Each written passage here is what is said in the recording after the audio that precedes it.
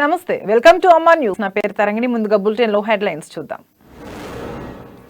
ANM సెంటర్లను పల్లె దవాఖానాలుగా upgrade చేస్తున్నాం. ఈ నెలలో 2000 పల్లె దవాఖానాలను ప్రారంభిస్తామన్న మంత్రి హరీష్ రావు. ప్రపంచంలో అతిపెద్ద సభ్యత్వం కలిగిన పార్టీ బీజేపీ. భేదాభిప్రాయాలు ఉన్న పార్టీ కోసం అందరూ కలిసి పనిచేయాలన్న కిషన్ రెడ్డి. ప్రజాస్వామ్య ఫలాలు అందరికీ అందాలన్నదే బీజేపీ లక్ష్యం. సిద్ధాంతంతోనే అధికారంలోకి వచ్చేందుకు కృషి చేస్తున్నామన్న బండి సంజయ్. మేడ్చల్ జిల్లా జవహర్ నగర్ లో మల్లారెడ్డికి నిరసన సెగ. ఎన్నికల సమయంలో ఇచ్చిన హామీలు నెరవేర్చాలంటూ మంత్రికి స్థానికుల డిమాండ్. హైదరాబాద్ లో జరుగుతున్న ఈ కార్ రేసింగ్ లో ప్రమాదం.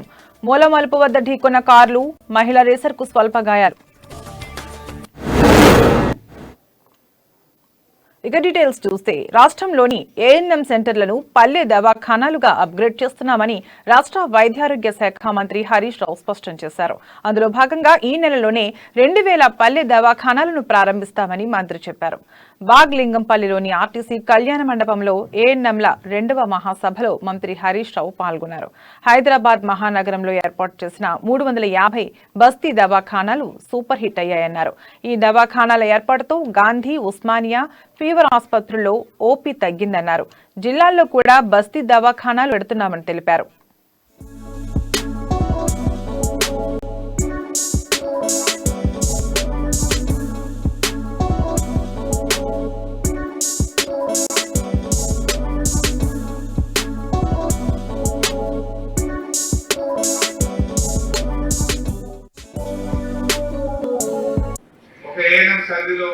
ఏదన్నా ఒక ఏఎన్ఎం సెంటర్ పరిధిలో ఎక్కువ ప్రైవేట్లు అయితే కూడా మీరు లైన్లోకి వస్తుందట. ఎక్కడన్నా ఒక ఏఎన్ఎం సెంటర్ పరిధిలో అన్ని సి సెక్షన్ అంటే పెద్ద ఆపరేషన్ అయిందనుకో మేము లైన్లో తీసుకుంటున్నాం. నేను అంటే కొంతమంది సార్తో మాట్లాడదామని కూడా చేసుకుంటారు. మంచి ఏదైతే లైన్లోకి వస్తుంది సారు, ఏది లేకపోతే లైన్లోకి వస్తుంది అనుకుంటుంది. ఆ పని మాత్రం చేయకండి. మేము వాళ్ళనే మాట్లాడిస్తున్నాం. మేము మంచి ఉన్నోళ్ళేమో శబాష్ అంటున్నా కానీ మాట్లాడలేము. యానం దగ్గర ఎక్కువ ప్రైవేట్లు అయినాయి, ఎక్కువ సి సెక్షన్ అయినాయి అంటే వాళ్ళకి ఏమమ్మా ప్రమీలా బాగున్నావా ఎట్లయిందని అడుగుతున్నారు. అంతేనా? వింటున్నారా మీరు కూడా? అవన్నీ అందరు వింటున్నారా? ఏమనిపిస్తుంది అంటే ఎప్పుడైనా అసలు ఆరోగ్య శాఖ మంత్రి ఒక ఆశాతో కేంద్రంతో మాట్లాడిన సందర్భాలు ఉన్నాయా? డైరెక్ట్ గా మాట్లాడుతున్నారు. వాళ్ళు కొన్ని సందర్భాల్లో సమస్యలు చెప్తారు. ఒక ఏఎన్ఎం సర్దిలో ఏదన్నా ప్రపంచంలో అతిపెద్ద సభ్యత్వం కలిగిన పార్టీ బీజేపీ అని కేంద్ర మంత్రి కిషన్ రెడ్డి చెప్పారు. చిన్న చిన్న భేదాభిప్రాయాలు ఉన్నప్పటికీ అందరం కలిసి పనిచేయాలని పార్టీ శ్రేణులకు ఆయన సూచించారు. మేడ్చల్ జిల్లా సామీర్పేటలో 3 రోజుల పాటు జరగనున్న బీజేపీ శిక్షణ తరగతులకు కిషన్ రెడ్డి హాజరయ్యారు. బీజేపీపై కొందరు కావాలని తప్పుడు ప్రచారం చేస్తున్నారని, అధికారంలో ఉన్న పార్టీ విపక్ష పార్టీపై విమర్శలు చేస్తోందన్నారు. రాష్ట్రంలో చేసిన పనులు చెప్పుకోలేక టీఆర్ఎస్ తప్పుడు ప్రచారం చేస్తోందని కిషన్ రెడ్డి తెలిపారు. ప్రజలకు ఇతను పోరాటం చేస్తున్నాడు అనేటువంటి విశ్వాసం కల్పించాలి. అందులో వేరే అనుమానం ఉండకూడదు.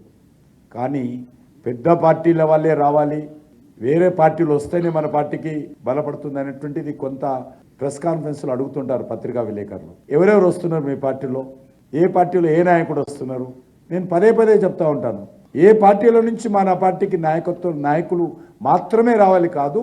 ఈరోజు సమాజంలో ఏ పార్టీకి సంబంధం లేనటువంటి 95% యూత్ ఈరోజు సమాజంలో ఉన్నారు. 95% ప్రజలు ఈరోజు సమాజంలో ఉన్నారు.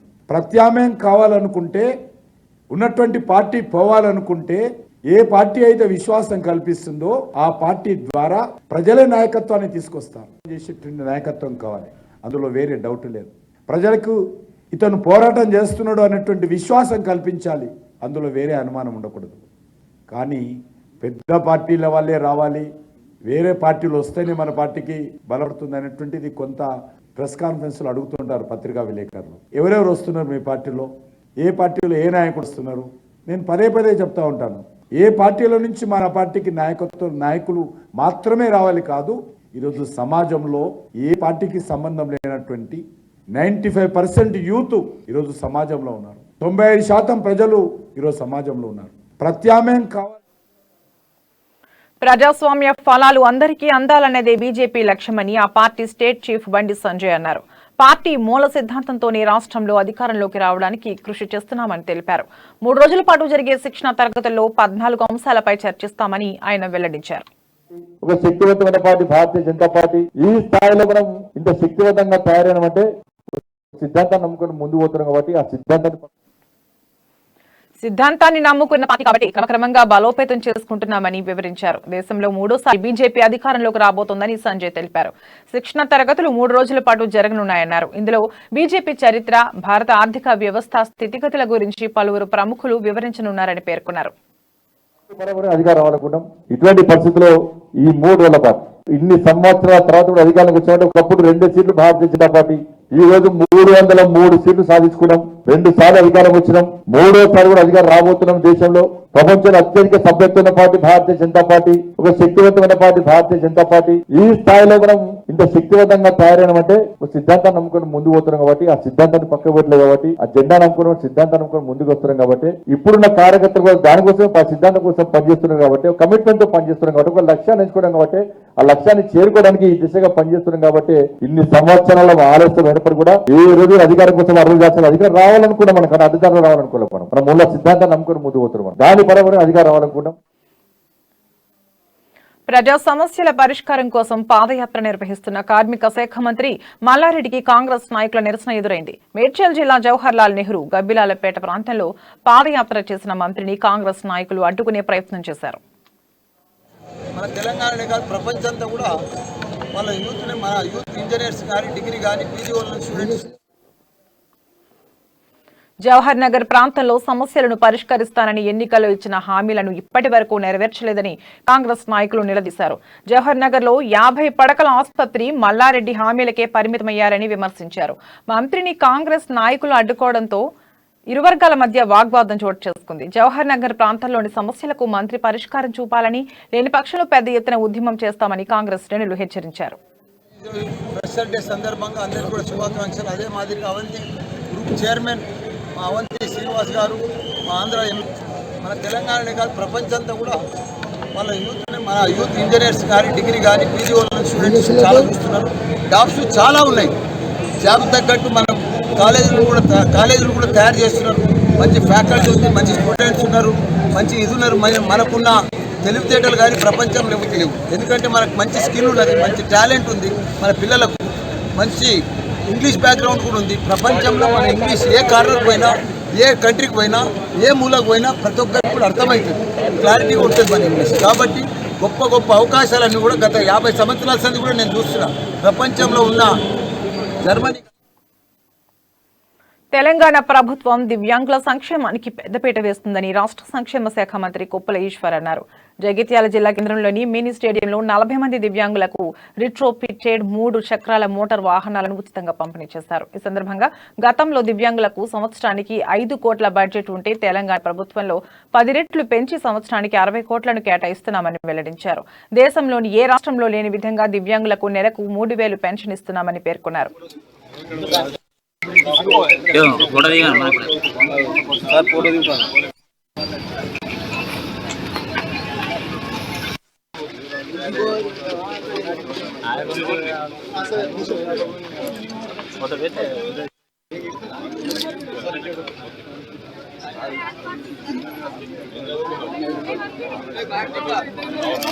రెండు మూడు విషయాలు ప్రధానంగా ఉన్నప్పటికీ మరి ఒక 25 రకాల ఇష్యూస్ మాకు నిన్న అందించడం జరిగింది. వాటి పట్ల కూడా ప్రత్యేకమైనటువంటి చొరవ తీసుకొని కొన్ని మా పరిధిలో చేయగలిగినవి చేస్తూనే మరి ప్రభుత్వం నోటీసు గాని, ముఖ్యమంత్రి గారి నోటీసు గాని, లేదంటే క్యాబినెట్ దృష్టికి తీసుకుపోయేటువంటి విషయాలు ఉన్నట్టయితే తప్పకుండా వాటిని కూడా పరిష్కరించి రేపు డిసెంబర్ 3 నాటికే వాటికి ఒక పరిష్కారం చూపించాలని అనుకున్నాం. అందులో మీరందరూ కూడా అడిగేది ఒకటే, మీ డిపార్ట్మెంట్ ఏదైతే మరి శిశు సంక్షేమ శాఖతో కలిసి ఉన్నదో దాన్ని విడదీయాలని ఎన్నో రోజుల నుంచి కోరుతున్నారు. దాన్ని తప్పకుండా ఈసారి గౌరవ ముఖ్యమంత్రి గారి అనుమతితో చేయాలనేటువంటి ప్రయత్నంలో ఉన్నాం. అది కాక 2-3 విషయాలు ప్రధానంగా ఉన్నప్పటికీ మరి ఒక 25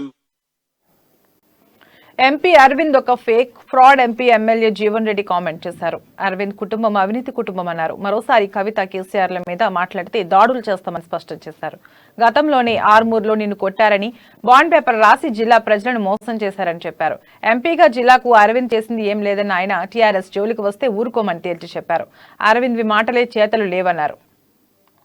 అరవింద్ డకేట్ కేసీఆర్ ఫ్యామిలీ అంటే కేసీఆర్ ఫ్యామిలీ ఫైటర్స్ ఫ్యామిలీ, ఈ అరవింద్ ఫ్యామిలీ ఏమో cheaters family. Father of the corruption in లై అయితే ఫాదర్ ఆఫ్ ద లయర్ ఈయన. ఒక ఆడబిడ్డని చూడకుండా మా అక్క కవితక్క మీద మాట్లాడుతుండు. ఒక మాట అంటే చాలా చిన్న మాట అన్నది ఆమె, చెప్పుతో కొడతా అన్నది. చెప్పుతో కాదు కానీ ఎల్లమ్మ గుట్ట చౌరస్తాలో బట్టలు ఊడదీసి ఉరికిచ్చి కొడతారు. ఎందుకంటే ఈయన వ్యవహరిస్తున్న తీరు చూస్తూ ఉంటే ఈయనకు పిచ్చి కుక్క కరిచినట్టు అనిపిస్తుంది. చెప్పుతో కాదు బిడ్డ, మిస్టర్ అరవింద్ నీ ప్రవర్తన మార్చుకోకపోతే ఈ ఎంపీకో సిగ్గులేదు సోయలేదు. ఈ నిజామాబాద్ జిల్లాకు చేసింది చెప్పకుండా, చేయబోయేది చెప్పకుండా కేవలం గౌరవ ముఖ్యమంత్రి కేసీఆర్ గారి మీద మాట్లాడితే పెద్దోళ్ళమైతామని చెప్పి అనేక విషయాల్లో మాట్లాడుతుండు. చాలా విషయాలు మాట్లాడిండు. దొంగ అరవింద్, డకేట్. కేసీఆర్ ఫ్యామిలీ అంటే కేసీఆర్. ఇప్పుడు బులెటిన్ లో షార్ట్ బ్రేక్ తీసుకుందాం.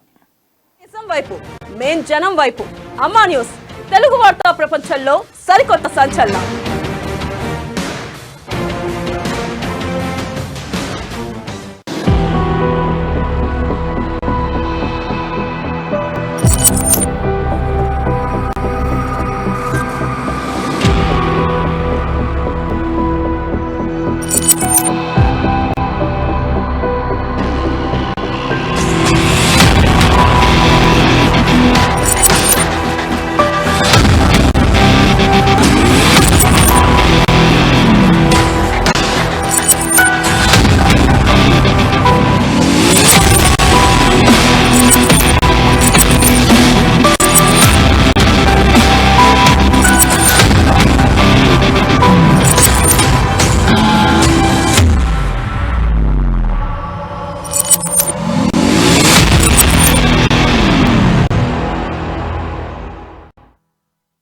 స్థానిక వార్తలకు పెద్దపీట, సామాన్యుడి వైపే మా బాట. అమ్మా న్యూస్ తెలుగు వార్తా ప్రపంచంలో సరికొత్త సంచలనం.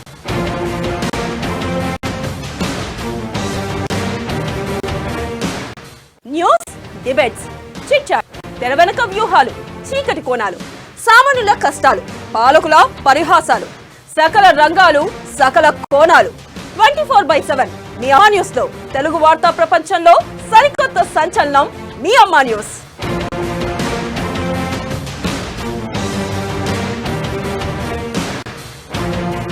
గజకర్ణ గోకర్ణ టక్కు టమార విద్యలు ప్రదర్శించి నీ పెంపుడు కుక్కలతో మొరిగితే బిడ్డా జోగురామన్న నేను భయపడడానికి నా పేరు కంది శ్రీనివాసరెడ్డి, నేను బీజేపీ కార్యకర్తను. నీ బండారం అంతా ఆదిలాబాద్ ప్రజల అభివృద్ధి పనులకు సంబంధించినటువంటి డబ్బుల్ని దోసుకొని నీ చిన్న కొడుకు అదే హైదరాబాద్ లో ఎన్ని వ్యాపారాలు చేస్తున్నాడు, నువ్వు నీ పెద్ద కొడుకు కలిసి ఆదిలాబాద్ ని దోసుకున్న పైసలు ఎక్కడెక్కడ భూములు కొన్నారో బిడ్డ అన్ని ప్రజల దగ్గరనే, ఆదిలాబాద్ ప్రజల దగ్గర. వెయిట్ చేయి, టైం ఉన్నప్పుడు, టైం వచ్చినప్పుడు బయటపడితే అవి. నీకు అంత నమ్మకం ఉంటే నేను పోయినసారి కూడా సవాల్ చేసిన, నువ్వు చాలా పుణ్యాత్ముడైతే, నువ్వు చాలా ఎటువంటి అవినీతి మకిలి లేని వ్యక్తివైతే ఈడీకి లేఖ రాద్దామని చెప్పిన. ఇన్కమ్ ట్యాక్స్ డిపార్ట్మెంట్ కు ఎన్ఫోర్స్మెంట్ డైరెక్టరేట్ లేఖ రాద్దాం, లేదా సిట్టింగ్ జడ్జితో విచారణ చేపిద్దాం అని చెప్పిన. సిబిఐని అయితే మీ రాష్ట్ర ప్రభుత్వం రానిస్తలేదు. మీరు తాళం వేసుకొని మీ ఇంట్లో మీరే కూర్చున్నారు, లోపల నుంచి గడియ పెట్టుకొని సిబిఐని రావద్దని. మరి ఈడీ ఇన్కమ్ ట్యాక్స్ కన్నా లేఖ రాద్దాం. 5 ఎకరాల భూమి కుటుంబంలో పుట్టినటువంటి జోగురామన్న 5,000 కోట్లు ఎట్లా సంపాదించిండు? ప్రజలు అడుగుతున్నారు, ప్రజలు ప్రశ్నిస్తున్నారు, వాటికి సమాధానం చెప్పు. ఆదిలాబాద్, హైదరాబాద్, తెలంగాణలో జిల్లాకో వైవిధ్యం. జిల్లా బులెటిన్లు, జిల్లా డైరీలు, స్థానిక వార్తలు అని అమ్మా న్యూస్ లో వార్తా ప్రపంచంలో సరికొత్త సంచలనం అమ్మా న్యూస్.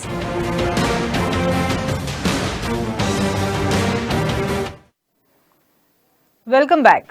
వరంగల్ నగరంలోని ఆర్యవైశ్యుల సమస్యల పరిష్కారానికి ముందుండి వారి అభివృద్ధికి కృషి చేస్తానన్నారు ఆర్యవైశ్య మిత్ర బృందం అధ్యక్షులు దుబ్బా శ్రీనివాస్. కన్యకా పరమేశ్వరి దేవాలయం ఆవరణలో వరంగల్ ఉమ్మడి జిల్లా ఆర్యవైశ్య మిత్ర బృందం ఆధ్వర్యంలో కార్తీక మాస వన మహోత్సవం నిర్వహించారు. ఈ కార్యక్రమానికి చీఫ్ గెస్ట్ గా నన్నపునేని నరేందర్ హాజరయ్యారు.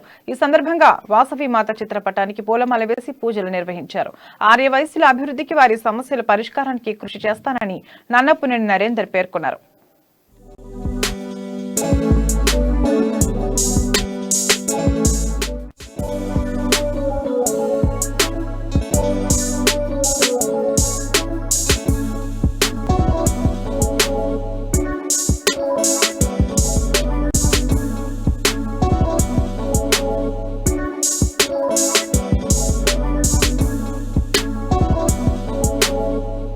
జిల్లా ఆర్యవైశ్య ఆధ్వర్యంలో ప్రత్యేకించి ఈరోజు మన భోజనాలను ఏర్పాటు చేయడం జరిగింది. కార్తీక మాసం సందర్భంగా దానిలో భాగంగానే జిల్లా అధ్యక్షుడు దుబ్బా శ్రీనివాస్ గారు, సెక్రటరీ మోహన్ గారు, అదేవిధంగా మన ప్రకాష్ అన్న గారు, వీరందరూ సీతారాం గారు, వీరందరూ కూడా సంయుక్తంగా ఈ కార్యక్రమం నిర్వర్తిస్తున్నారు.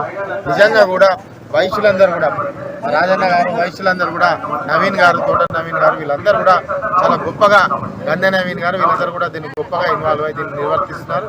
నిజంగా కూడా వైశ్యుల మనసులలో ఇంత గొప్పగా ఔదార్యం అన్నది కానీ, అదేవిధంగా సేవా తత్పరం కానీ, దానగుణం కానీ గొప్ప వాళ్ళు ఈ కార్యక్రమాన్ని నన్ను ఆహ్వానించేందుకు వారికి మనస్ఫూర్తిగా వారికి నేను కృతజ్ఞుడై ఉంటాను.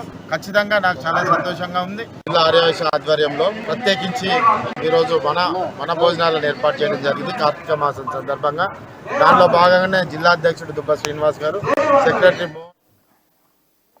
హైదరాబాద్ నగరంలో జరుగుతున్న ఈ రేసింగ్ లో ప్రమాదం జరిగింది.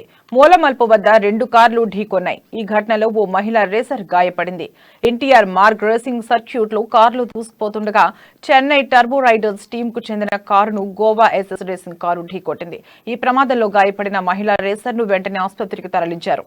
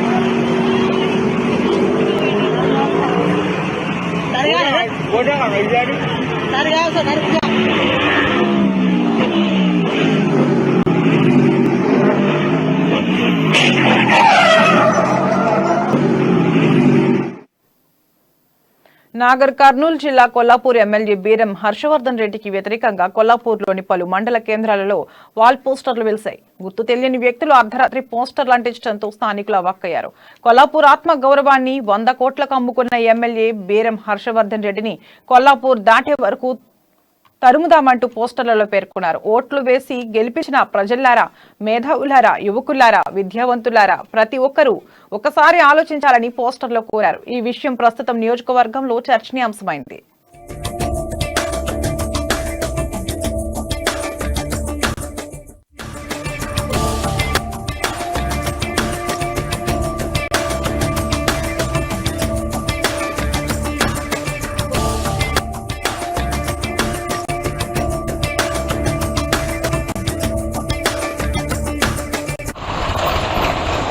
ఈరోజు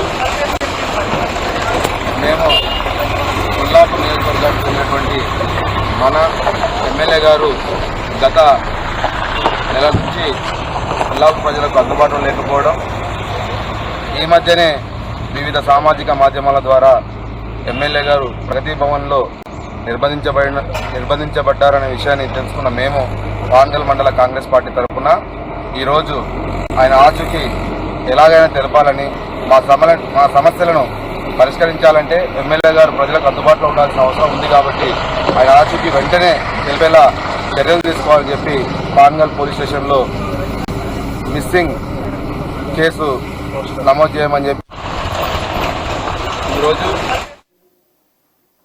కార్తీక మాసం చివరి వారం కావడంతో యాదగిరి గుట్ట శ్రీ లక్ష్మీ నరసింహస్వామి దేవస్థానానికి భక్తులు పోటెత్తారు. హైదరాబాద్ సహా రాష్ట్రంలోని అన్ని ప్రాంతాల నుంచి భక్తులు తరలిరావడంతో ఆలయ పరిసరాలు కిక్కిరిసిపోయాయి. శివాలయం కార్తీక దీపారాధన వ్రత మండపాలు భక్తులతో కిటకిటలాడాయి. కళ్యాణకట్ట, పార్కింగ్ ఏరియా, బస్ బే, దర్శన, ప్రసాద క్యూ లైన్లు రద్దీగా మారాయి. దీంతో స్వామివారి దర్శనానికి 4 గంటల సమయం, స్పెషల్ దర్శనానికి 2 గంటలకు పైగా సమయం పట్టింది. భక్తులు కార్తీక దీపాలు వెలిగించుకోవడానికి కొండపైన ప్రధానాలయ ప్రాంగణం, శివాలయం, విష్ణు పుష్కరిణి, కొండ మీద వ్రత మండపం, లక్ష్మీ పుష్కరిణి వద్ద దీపారాధన స్టాళ్లు ఏర్పాటు చేశారు. భక్తులు కుటుంబ సమేతంగా కార్తీక దీపాలు వెలిగించి మొక్కులు తీర్చుకున్నారు.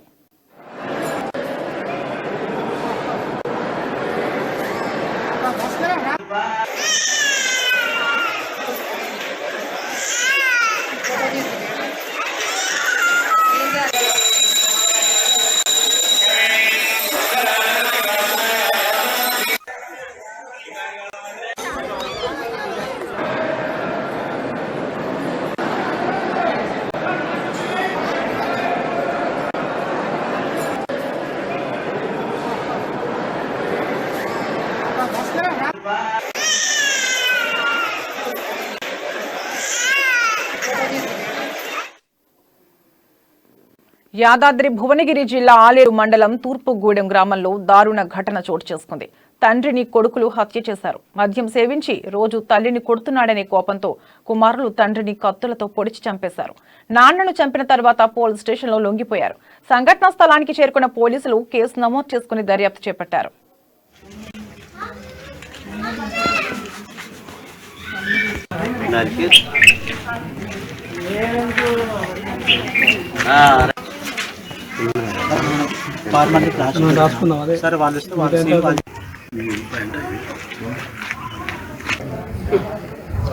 అది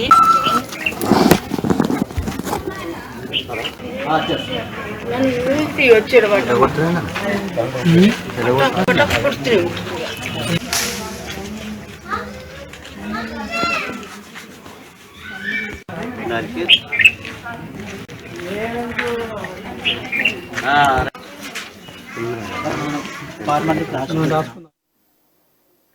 యాదాద్రి భువనగిరి జిల్లా చౌటప్పల్ కేంద్రంలో రోడ్డుపై ఓ వాహనంలో అగ్ని ప్రమాదం జరిగింది.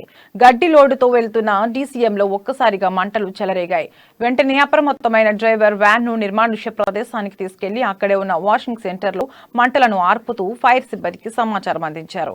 అది గమనించిన పలువురు స్థానికులు అక్కడికి చేరుకుని ఫైర్ సిబ్బంది ఫైర్ ఇంజిన్ ద్వారా మంటలు అదుపు చేశారు. ఈ ఘటనలో గడ్డి పూర్తిగా దగ్ధమవడంతో పాటు డీసీఎం స్వల్పంగా కాలిపోయింది.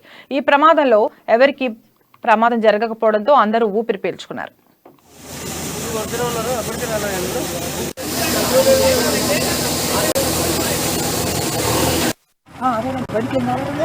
అవుతుంది దానికి లోపల ఇంకే స్టార్ట్ అవుతలేదా లక్కారం నుంచి వచ్చింది లక్కారం ఊళ్ళకి నుంచి వచ్చింది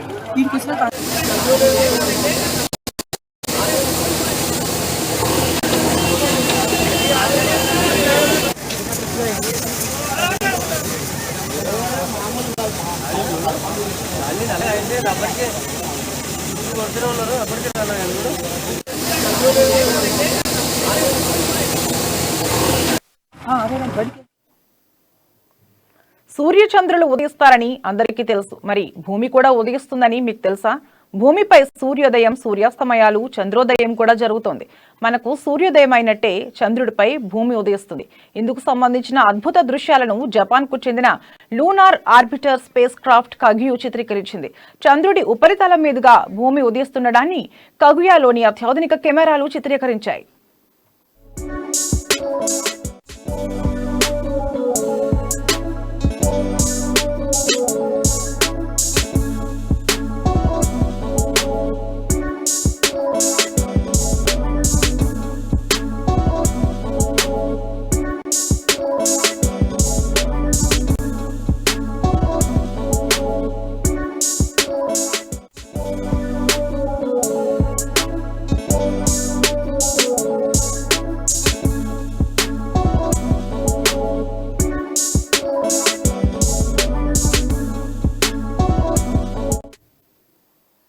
ఇవి ఇప్పటివరకు ఉన్న బులెటిన్ అప్డేట్స్. మరిన్ని అప్డేట్స్ కోసం చూస్తూనే ఉండండి అమ్మా న్యూస్. నిజం కోసం జనం కోసం.